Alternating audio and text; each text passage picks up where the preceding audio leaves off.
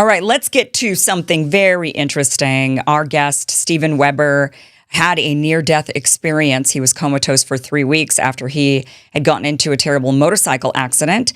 He is now the author of The Place Between Here and There, a beautiful near-death experience. Excited to hear his story and what lies beyond. Steven, welcome to the show. Thank you so much for being here. Thank you. It's an honor, and I appreciate your time. I am so excited to have this conversation because this is not a normal conversation we have, but this is such a fascinating topic. Tell us about your near-death. Tell us what got you to the point where you were nearly dead. You were comatose for 3 weeks. What happened? What led up to that? I was in a motorcycle accident. I live on Long Island, and I had taken a trip for an afternoon out to the Hamptons. It's kind of like a summer spot. And on the way back, a gentleman was making a left-hand turn and T-boned me, and that was very critical. I was very fortunate. I live very close by to a trauma center in Stony Brook, and they airlifted me to Stony Brook Hospital. It was incredible, and just the fact that I'm alive today is a tribute to both good fortune, which I call grace, and the wonderful professionals down at Stony Brook. Wow. And how old were you when this happened? I was about 50 years old. 50. Oh my gosh. And you get T-boned on by that, right? Yeah. Were you wearing all the protection and all that or what? No, I was an outlaw biker. I'm a computer guy, so that brought me certain, benefits in life. Like as long as I did my computers well, I could be an alt personality. So I was basically a outlaw biker. And I have tattoos. I won't show them to you now, but I was totally unprepared for this. I wasn't a spiritualist, but that was the day everything changed. It really was. What was your belief system prior to that day? Did you believe in God? Agnostic. Okay. Well, no. I mean, it's complicated. I would say I was a Christmas and Easter Catholic.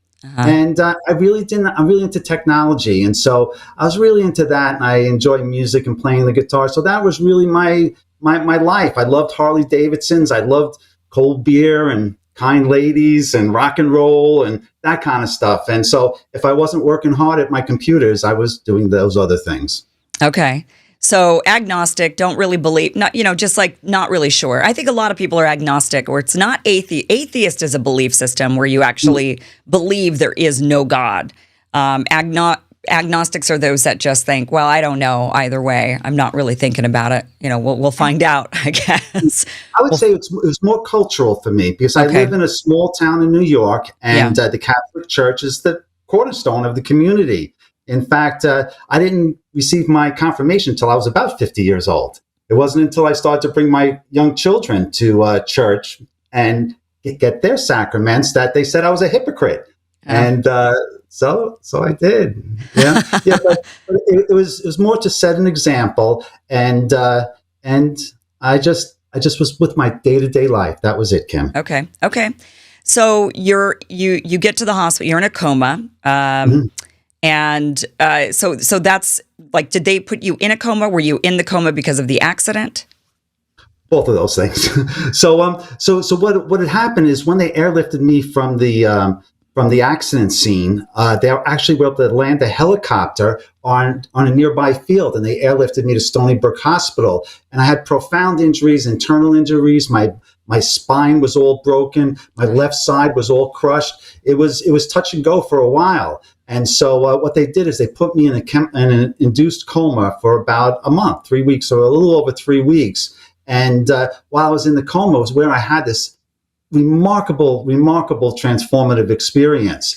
But it was a long time. In my bed, I was in my bed for, I guess, 3 weeks, 3 or 4 weeks. But in that other place, I lived a lifetime. I mean, really many lifetimes. I didn't even know I was anywhere else at first. But it was touch and go. I was intubated on a ventilator, and it was touch and go there for a long time. What I think. Well, I was just going to ask you, did you die during that time? Dying? Well, what is dying? Did my heart stop? No, my heart didn't stop. I don't believe it did.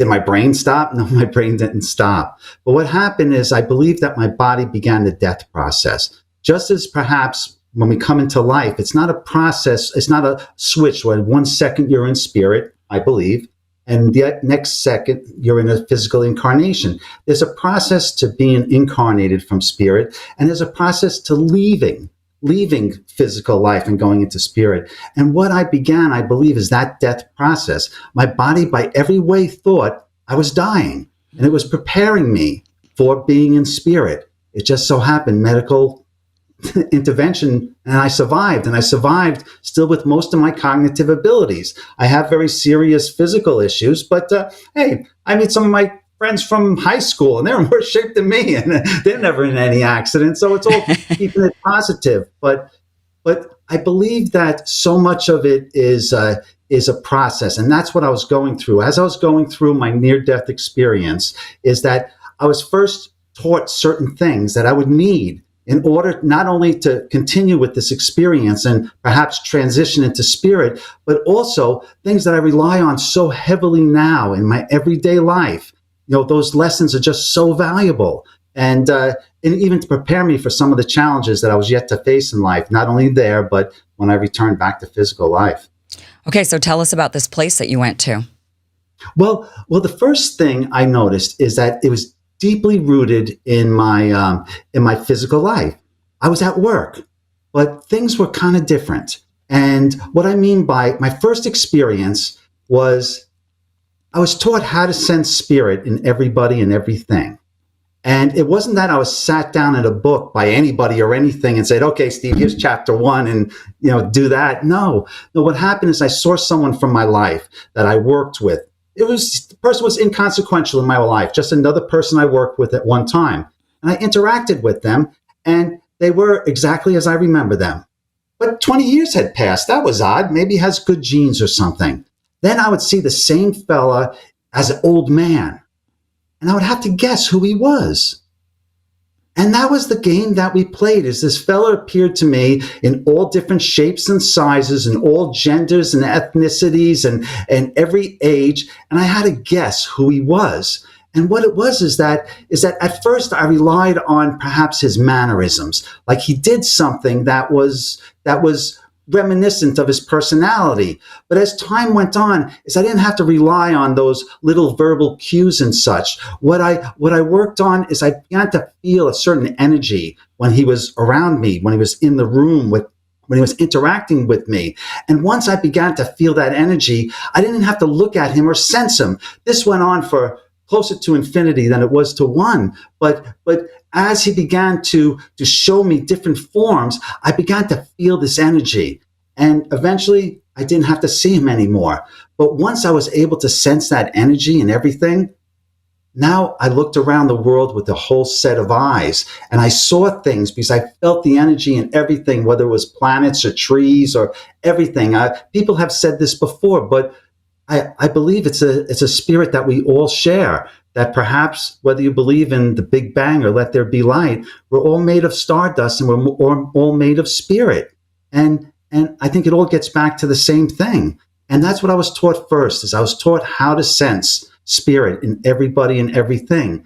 And that was really to come on to play in my next experience in that place. In my next experience in that place is that I had what's a life review, whereas I would review all aspects of my life over and over again. And once I reviewed my entire life, my awareness was raised. And so then I was review my life again. And so I looked at it with a new set of awareness, and I learned so many things out of each one of my life experiences. And each time I did it over and over again, I learned more. And what I learned over a period of time is that, first off, now I could see spirit and sense spirit in everybody and everything. So when I looked around me and every situation in life, I saw it from everyone else's aspect as well as mine. I saw it and then I sensed it, and it changed every situation. Like what I thought was going on was something entirely different, and it was all from everyone else's aspect. So that was a real key point that I learned, is that I learned how to use that sensing spirit to be able to feel and sense what other people were feeling. And that changed everything. And then the other things I learned is some of the most difficult experiences in my life, some of the things that caused me the most trauma, the most difficult things were the things that brought me the most peace in that place. Because as I resolved those issues, is that it was like a burden lifted off me. It wasn't like when people recount their near-death experiences, they speak of beautiful trees and wonderful scenes, but I didn't see that. My wonderful experience was all about being free from all the hatred and animosities and shame and regret and jealousies that I felt. Is that it was such a relief. And so as I went over and over again in that life review, it changed my life in such a big way. Even to this day, I constantly review my life and I apply a very critical but positive eye. At the times when I find that perhaps if I can't look back 6 months ago and think what a jerk I was, I'm not growing. That's really what that experience, that part of the experience taught me, is that first, once I understood things from everyone's aspect and I could see into people's spirit, then the next thing was seeing into my own spirit and coming to terms with those things. And really, your mistakes are the most valuable lessons that you bring with you. So when you say first that did you feel anything like when you went to this other place, this kind of in-between place, did it look any different, or did it just look like the actual world? It looked like the actual world, but everything was focused on what was going on. And what I would say is it's like the stage is set. And so you're not focused on anything around you. And it's not like you wake up and go to sleep or have something to eat or do other things. No, you are set in this scene and you're set to deal with it. Is that there are no I never got the impression like there was a destiny. I always got the understanding that I had free will in these circumstances. Mm-hmm. That was the key, is that I didn't sleep, I didn't wake, the sun didn't rise and fall unless that was part of the experience. Time didn't exist like it does here, in the sense like things don't happen there unless things happen there. And what I mean by is the only sense that you have that time goes by is that your growth, because you could look back at yourself and think how you feel now and the path you had to travel to get there. And that gave you the impression of time. Mm-hmm. Is that the sun didn't rise and fall. You didn't have appointments in the future. There wasn't like that sense. It was like if you didn't learn, if you didn't grow, everything came still, like nothing happened. And that was very tough for me at first because I didn't know what was going on. I felt like, I don't know why I didn't say what the hell's going on here. It's just like, I was just going with the motions. It was like I was getting such pleasure in some ways and experiencing some anxiety in other ways, but it was so enticing in a way. That pleasure that I received, that from the coming to terms with the things I had done in life, like going through the blockages, like you don't realize it, but if I think about a traumatic event caused by my bad behavior in life, if I look back at it and I try to think of why did I do that, and then if I don't come up with an answer, it's like there's a blockage there. There's something that I'm not understanding. And so as you go through it more and more and you break it down, once you come to the realization why you behaved in that way, why other people did what they did, it's a liberating thing. Like I recall having discussions with people in my life, and you would say something and they would say, "Oh, you can't go there." Well, that would be a blockage. That would be something that you have to. You're not going to solve it until you solve those blockages. There are blockages along the path to understanding. That's a little psychobabble, but it really made a difference in the way that I live. So did you hear any voices or see any beings that were other than, I guess, humans, or that? What I did is that, no, I didn't see anybody. The only people who I saw that were alive now or recently alive was the gentleman who I shared with you, who taught me how to see spirit. And then there was a dear friend of mine, Kathy, who actually co-wrote my book, The Place Between Here, with me. And she was a dear friend of mine for many years. And she was there in a form. And then two people who had recently passed. were there. All had very critical roles there, but no, I didn't see any like spiritual beings. Like I didn't see Jesus or Abraham or anybody else. It was something that was so rooted in my physical life, and I think that was probably made sense because that I wasn't a spiritual person, and so to see those things. I mean, who wouldn't be profoundly, if they saw Jesus or something, but that wasn't my world. Is that it was appealing to me in a way that I could understand. And I think that's one of the main things about that experience is that it everyone's experience is probably different because it appealed to me as who I am, as Stephen. If Kim was there, I'm sure you would have a very different experience. Or if someone who was a very religious person, or somebody who was a very, perhaps not a very good person in life. I think everyone has the experience that I believe has an experience that's suited for them that'll help them walk down this path of understanding. So when you saw the people who had recently passed, they were people you knew? Were they close family members? Well.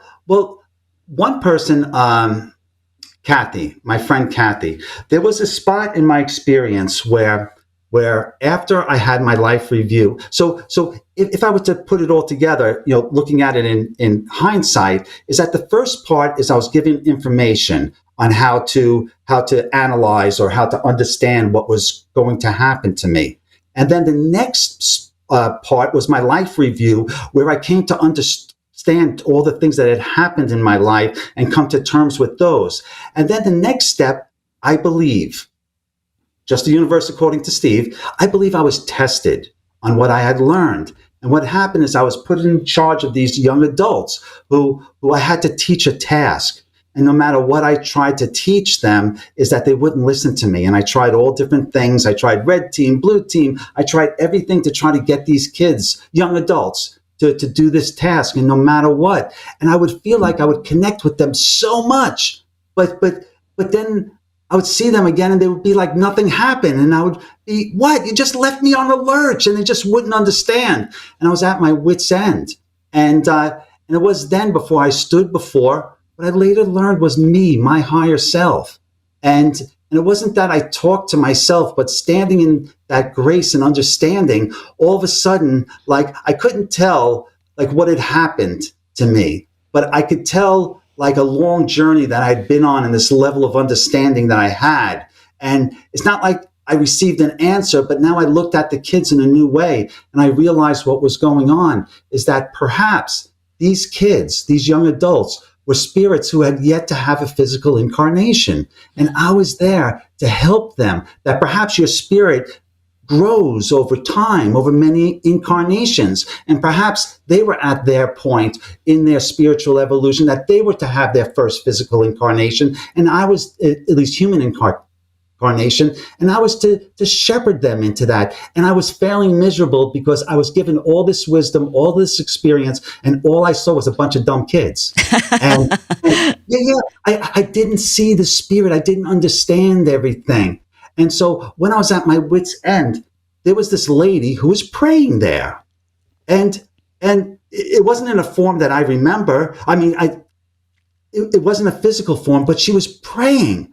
And it's not like I heard what she was praying, but it was almost like the prayer was a path under which this energy traveled. And whenever she would pray, I would feel like, I don't know, I'd feel better. I'd feel stronger. I'd feel like, I don't know. It would just feel this energy. And it was later I was to come to know that person who was praying was my friend Kathy. And she prayed for me every day, she had a schedule. She had, I read, on Facebook after I came back is that, they all had all these prayer circles for me. I live in a small town, and, they made me dinner for 60 days afterwards, brought it to my house every day. I mean, that's the kind of town that I lived in. And it was just, and so at that point is that Kathy was so critical in my understanding, giving me that strength there. So it was that first gentleman who I'll refer to as Wendell, and then there was Kathy, and then there were two more people who I saw who had recently passed. And this was really critical to me because that after I had all these experiences, I would sit overlooking this body of water in my hometown, a place we would call the Bluff. And people go there at the end of every day, and they talk about the gossip in town, like who's doing who, and like all that kind of stuff. And some people drink out of red Solo cups, and we would just watch the sunset together. And so when I was having this experience, I would be with these two guys, John and Joey, who I knew from town, and they were real raconteurs. They were Irish folks who spoke with a brogue and could tell a tale.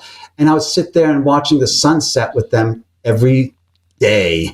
It wasn't like the sunset was keeping time, but that was the experience that we were having. And then one day when this was happening is that I came to the realization that Joey and Johnny had both passed recently. And that was like a moment, like I was like, whoa, like, you're not in Kansas anymore. Like something's going on. This can't be so. And then I would sit there, and this went on for many more times. And I would sit there and I would think to myself, I should ask them why they're here. What's going on? Now I want to know what's going on. This is strange because I didn't remember an accident. I felt fine. I felt, everything's fine. I just didn't understand. And then so finally, like this anxiety raised and raised and raised until I couldn't take it anymore. And I knew I had to ask them. It's not like I asked them a question, but I just made it known to them that I wanted to know why they were here. And they told me that they were here to make sure that I was all right. And, that just echoed in my mind because I was fine. I didn't understand what they meant by all right. But I didn't really come to understand that until later on when I had come back to my physical form. And that John, he was a diabetic, and he lost his life because of an infection in his leg due to his diabetes. Mm-hmm. And Joey, he had broken his spine when he was a kid, and he had surgery, and he kind of like walked like with a very stiff back. And it was. I realized that they were my spirit guides, that Joey and John, my leg was mangled and my back was all mangled. And to have them there as what I believe is perhaps my spirit guides, not spirit shields that protected me from anything, and they didn't say like one more push-up, and it wasn't that I heard them whispering to me, but it was almost like I benefited from their experience. And what I mean by that is that like they all had gone through rehabilitation. They've all gone through all these things. And just as when I stood before my higher self that I felt the ability to figure things out. I felt their wisdom. I felt Joey and Johnny's wisdom as well. And so those are the people who I saw that I know from physical life in that other place. But and Joey and Johnny were very critical in my life, and I do miss them because they were a lot of fun too. But it's really so true is that they were there for me during the most critical times during my rehabilitation. Do you think it's odd that you didn't see anyone closer to you that you knew? Like did you have a parent that had already passed, or siblings, or aunts and uncles, grandparents? People that you had been closer to. I didn't think it odd then because these aren't things that I thought about. And afterwards, for the longest time afterwards, I used to laugh at it, calling the universe according to Steve. Is that I figured it was just the drugs they gave me. I have active imagination and stuff, and so I thought like. I really didn't think about the experience too much. So I didn't put it in that context. It wasn't until over a period of about a year that I was sharing the story with people and things started to become more apparent to me. Like I started to see things and remember things, and things became more apparent that I started to really come to terms with this experience. And not only what had happened, but what was yet to happen that completely changed my life and made me realize that this near-death experience was just part of a much larger experience that prepared me for something that was yet to come and things that had passed already. For the longest time, I didn't understand how some of these really critical things fit together and how that experience enabled me to face some of the most difficult things that a parent could ever face. If it wasn't for that experience, I don't know if I would have made it. Mm-hmm. Tell us, what is it that you feel like you learned? And how do you know it wasn't just because you didn't die, like other near-death experiences, people have died and then they had some experience and then they came back, or maybe they I'm just kind of going off of what I've heard from other stories, but how do you know it wasn't just like the drugs, the coma, the active imagination? All those things it could be. But for myself, what happens is that it's very unlike like any kind of experience because I was so lucid in it. And it went on for so long. I remember such details about it. But in the end, I guess it has to be judged on what are the lessons to be learned here. Mm-hmm. And one of the main lessons that I learned, and the value of learned experiences, and that experience is the only thing that you can take with you, is that I believe this whole experience started about 10 years earlier, back in 2005, while I was riding my Harley Davidson down the Meadowbrook Parkway in New York, and I saw this gentleman driving the wrong way on the Meadowbrook Parkway. It was like 2 a.m. in the morning, and I was just a few inches away from him, watching him, and going through my mind, am I seeing what I'm seeing? And just then, this gentleman rammed into a limousine and killed a little girl. Oh, geez. Killed a limo driver on the way home from a wedding. And it was so devastating to our whole community, but just everyone here on Long Island. The parents had done everything right. They were going out to a wedding. They hired a limousine, and this terrible thing. And the kid who was held responsible was just a young kid who made a terrible mistake. He wasn't like a career criminal or anything. But at the time, I was called to testify in the trial, and I testified in the trial for a couple of days. It was a crazy trial, and they wound up convicting this young man, and they sentenced him to 16 years in federal prison. Mm-hmm. No, it wasn't federal prison; it was just state prison. Mm-hmm. And it changed my life, especially the part when I saw the parents. The parents were just so heartbroken, and I felt their pain. I had young children at the time too, and I felt their pain. I saw that, but they were very angry. There was no consoling them, and I saw how that's destroyed their life. And it was so sad. Not only all the young man who committed this thing, the families involved, the people who lost it. It was just tragedy all over. And it changed my life. I left my business of 20 years. I owned a computer firm, and I became a full-time dad. It was my life, and I worked at home and I took care of my kids, and that was what was it. And then I had this crazy accident, and I survived this accident. Why I survived, who knows? And then my beautiful 20-year-old son, I found him dead in my basement from a heroin overdose. This young man, New York State champion wrestler. He was a virtuoso. He played 3 instruments. Like, wow. He was on a scholarship, engineering scholarship to a Division I school. It just happened so fast. And I was just so devastated. I mean, all those things about being an outlaw biker wasn't funny now. It's like, really, Steve, okay, yeah, you're alt guy now, and it was just so devastating. And it was a long process, but they caught the guy who sold my son the drugs, because I had cameras on the house. I'm a computer guy, so I had cameras on the house, and my son didn't have any other drugs in his system. And so they arrested the fellow who sold him the drugs, and they charged him, I believe, with second-degree murder, because and they charged him federally. And so I went to the court case. I went to the courthouse during the trial, the hearings, and I was ready for him. No, I had hatred in my heart. No, I did. I wanted to see that evil person who had done that to my son.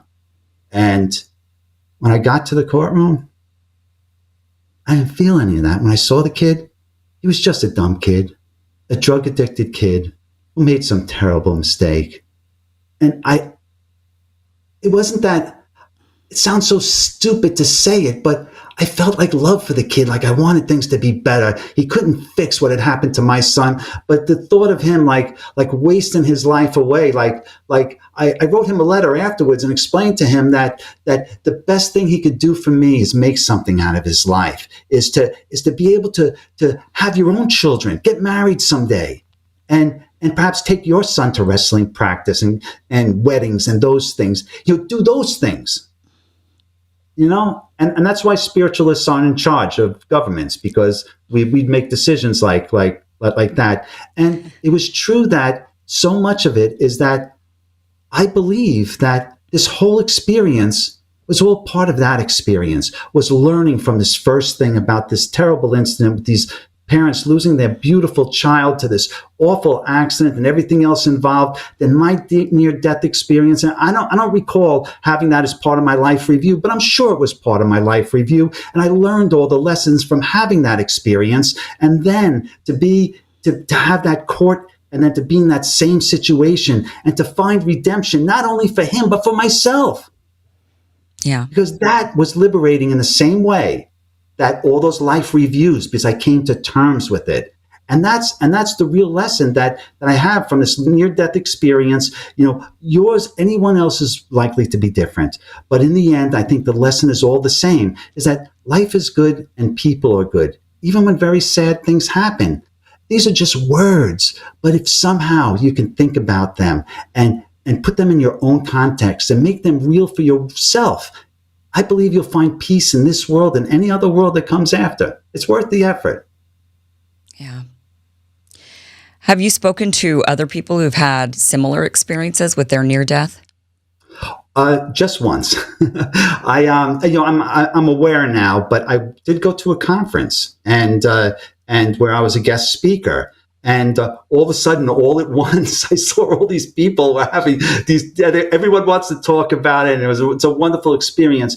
But I listened to a few stories, but a lot of it is that I don't know. Is that my experience is so personal to myself, and like I'm still like spend time thinking about it. And I really don't want to get that wrapped up in other people's experiences, because like I'm reflecting upon it. Like, for instance, one thing I struggle with all the time is that I had this experience and now this is what I drew from it. But maybe now my awareness is raised. I take a look at this experience again and I draw other things from it. So I just, the long answer to your short question is I have spoken to people, but I don't spend a lot. And if people were to start mentioning authors and stuff, I know one person, but other than that, I really don't know too much about it. Yeah. Do you, with your son passing, did your experience give you comfort in knowing where he would be after his passing? Oh, that's great, because that, it's truly, it was a process. Is that my friend Kathy, she's a practicing Catholic. She loves all the saints and such. And so we would go hiking and I would talk about things. And she brought a little statue of Saint Teresa and she put it next to a tree, and we put a few stones there. And we put like a magic marker there, and we wrote a few, prayers on it. Next day we come back, there's like 10,000 rocks there. There's a couple dozen rocks there with people writing their names on it. And what happened is that I took a look at St. Teresa. They had a mass card there, and her birthday is the same birthday as my son's. And the day she was canonized was the same day my son passed. Oh, geez. And that seems so odd. I mean, come on, one thing, but both things. And it's not my nature to believe stuff like that. But that night, as I went home and I had the dream, and I had a dream that my son, all this was just a bad memory. And like none of this really happened. And I was with my son, and it was just like so peaceful and so liberating. And then when I woke up, I realized, no, all this did happen. But for some reason, I was like cleansed from that experience.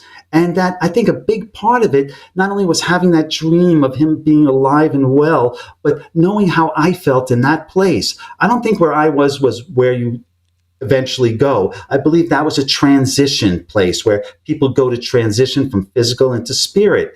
And so I believe he was in the place where I was, and he was going to even a better place. And that did bring me a lot of peace. Yeah. It definitely does. And I do speak to grieving groups on occasion, and knowing that there's something else, it does give people a lot of peace. What do you say to people who are religious, and then they say to you, well, but Stephen, didn't you see God and Jesus or whoever it is that they believe in? How do they feel about your story Okay. without those without those people involved. Yeah, I get a lot of that. I host a group called Mantras, Meditations, and Good Vibrations. It's like a meditation group. I bring a big gong. I play the gong, and I have bowls and all sorts of spiritual things. It's very popular. It's a big group, and I'll usually spend like 15 minutes doing a monologue about my experience and relating it to life. And so I do get a lot of feedback on a daily thing. And you know how comments on videos can be. I get a lot there as well. And I would say that the people who object the most are very religious evangelical Christians. Okay. and they get pretty upset with me. And many people, I would say 99% don't. But of the people who, make comments in person, I would say those are the group, and they feel very, very bad about a lot of things that I say being a Catholic and identify as a Catholic, and that they feel that it's very blasphemous in what I'm saying. And I feel very differently.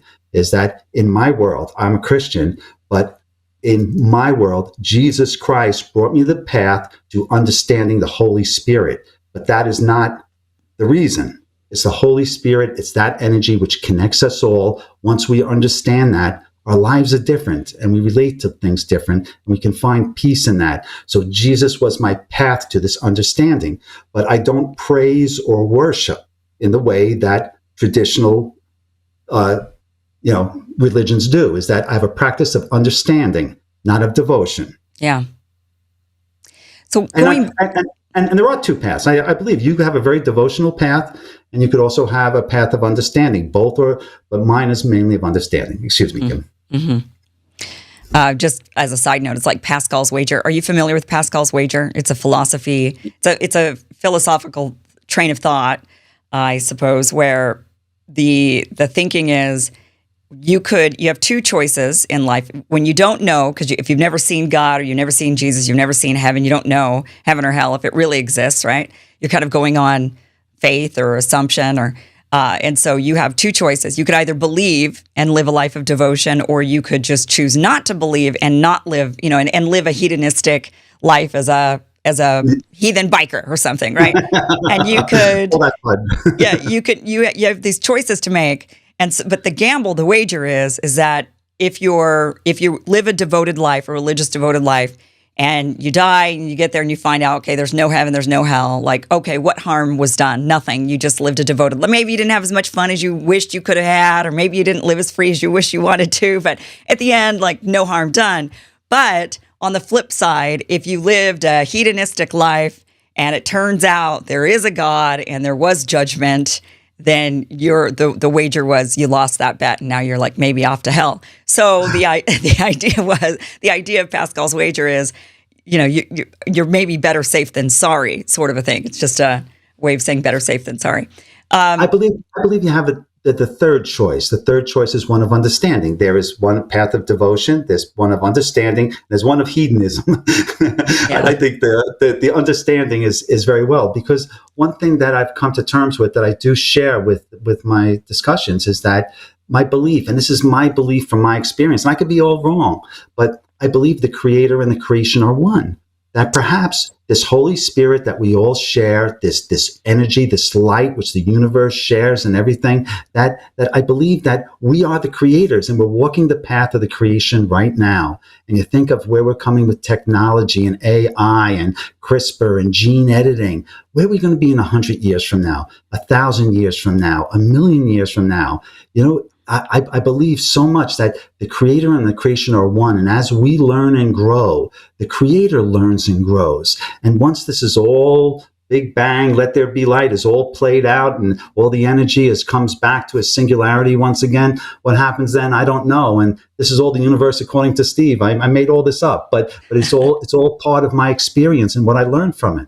So go back to that first lesson that you learned while you were in this state, and you say that it was to be able to recognize spirit in everyone, and you said in everything. So what do you mean by everything? Like my microphone here, does this have spirit? Okay, so we're all spirit, we're all stardust.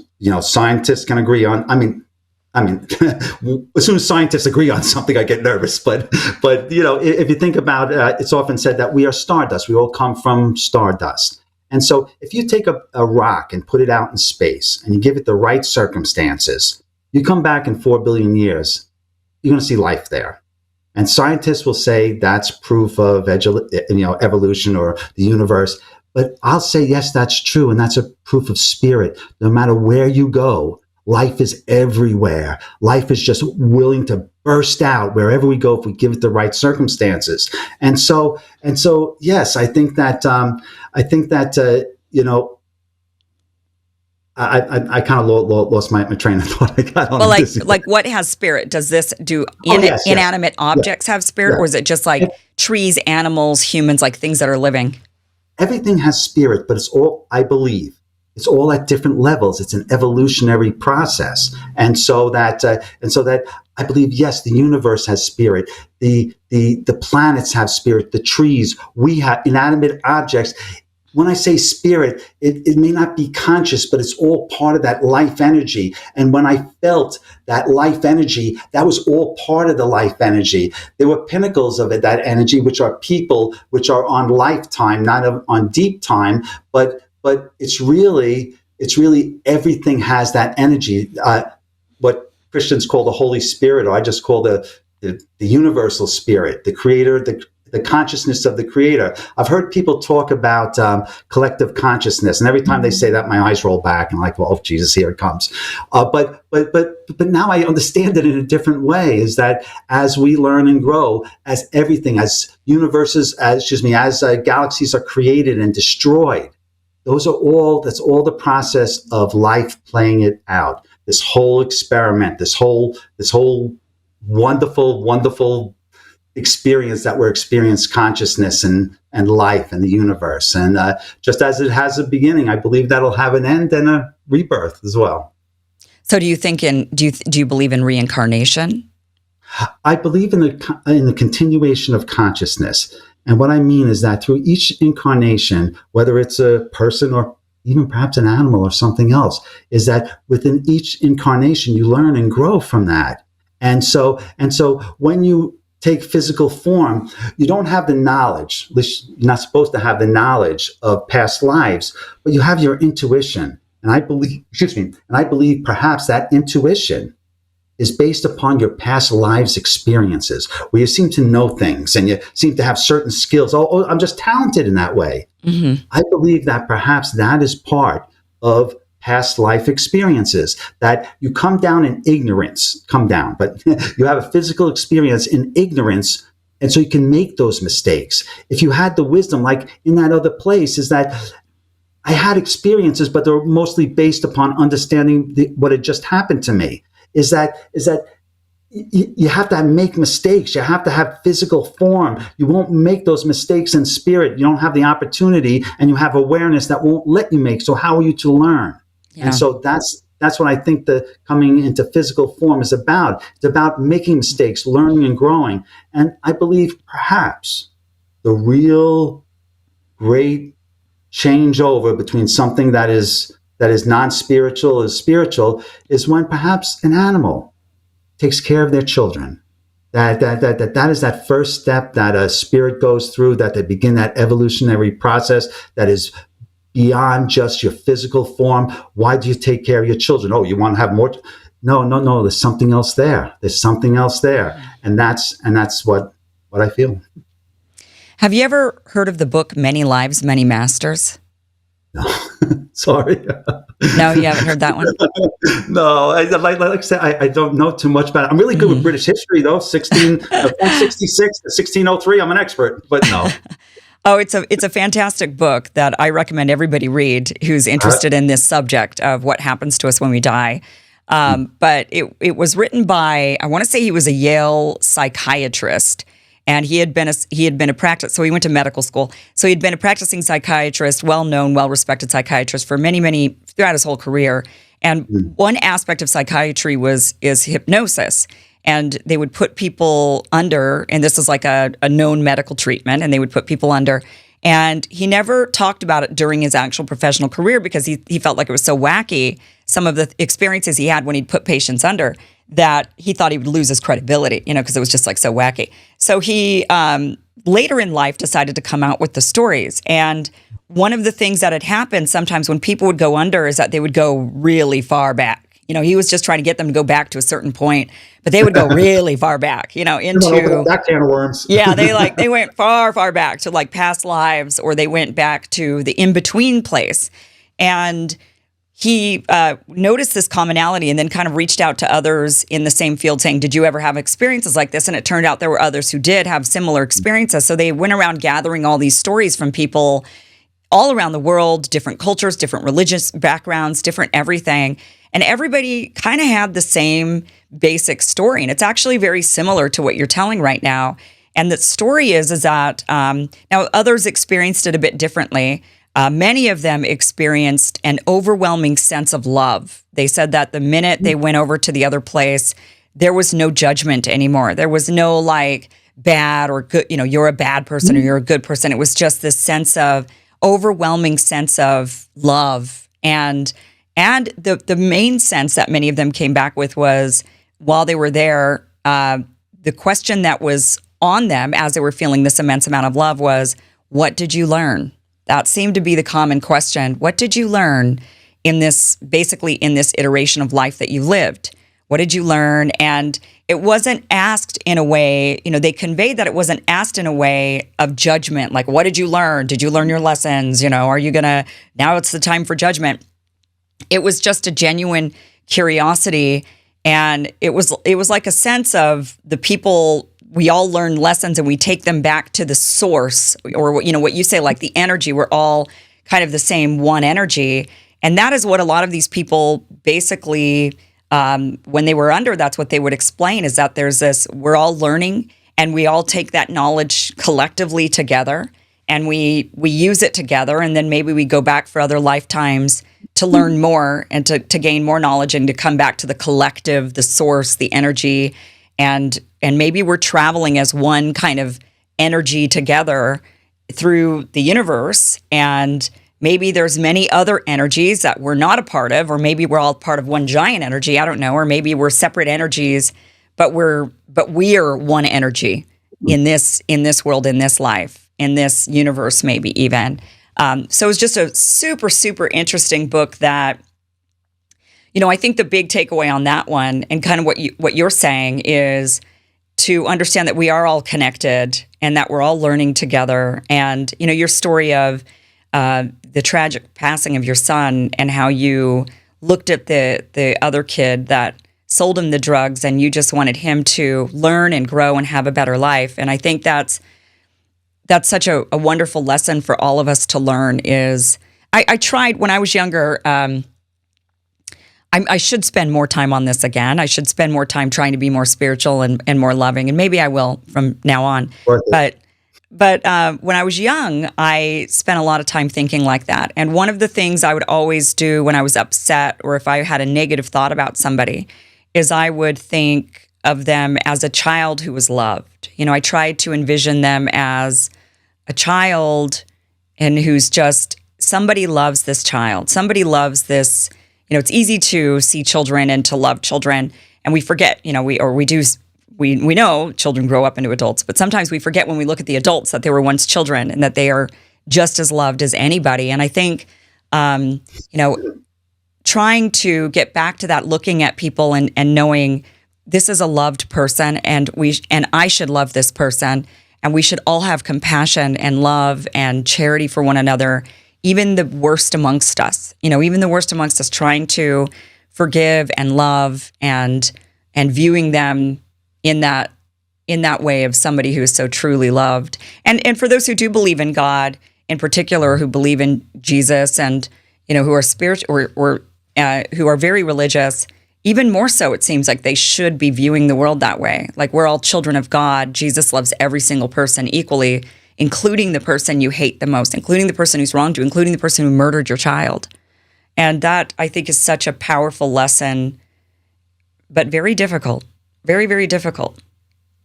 The book you mentioned, and you went over some of the key points of that is very, very close to my experience. I felt that sense of peace after I had my life review. And so perhaps other people, it happens to them a little bit differently. But no, everything you explained there is exactly the way that I felt. But in recounting, like thinking about someone as a child and that they were loved and that you should love them, it's the word should.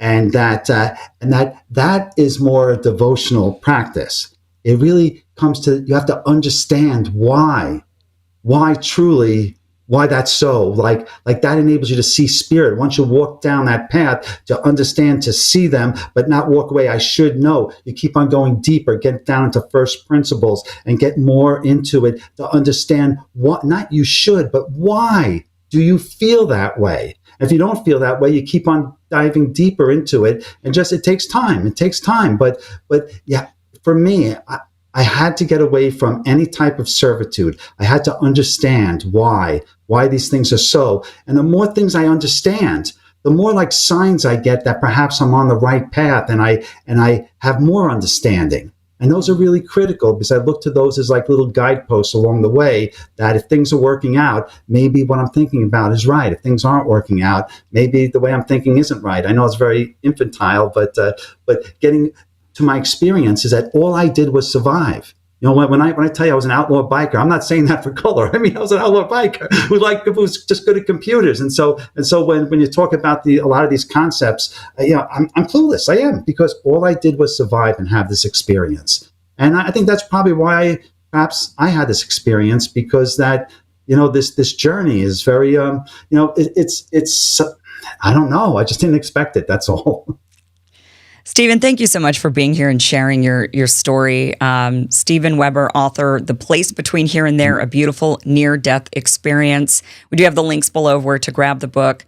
I just love this topic. I think it's so fascinating, and I think it's comforting to hear from people like yourself that there's something beyond this life. I genuinely believe there is. I believe we are all connected, and I don't know exactly what that next place looks like. I think that my mind is too small and narrow to fully grasp it and understand. As a human, I think that the concept of what happens would be so mind blowing that it would, probably scramble my brains like eggs if I were to fully try to grasp it. But I do think there's something wonderful on the other side, and it's just so nice to hear your story, Stephen. So thank you so much for giving us this wonderful story. And it was such a great break for us here on the show. We talk politics all the time, and it's so nice to hear, and it's important to remember this, especially I think in a political landscape when we're talking politics all the time, and it's always mudslinging and crap. And it's I think so important to remember that, I just think in the end, when we're all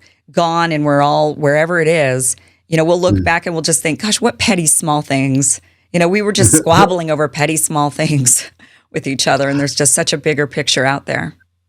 It's so true. I often say, like if I don't understand somebody or their point of view, I say to myself, what if I was hired as an attorney for the defense and I had to defend this point of view no matter what, and I wasn't going to get paid unless I was successful at it? And then once I begin that exercise and I start to understand someone in better and a more deep understanding, and it's great. And I just love independent media, and the world's a different place, and it's just not a one track. There's many lanes there, and it's just great to have these types of conversations. And I honor you, and I honor both you and your team's efforts, and I wish you the best of success. Oh, thank you so much, Stephen. Thank you so much for being here.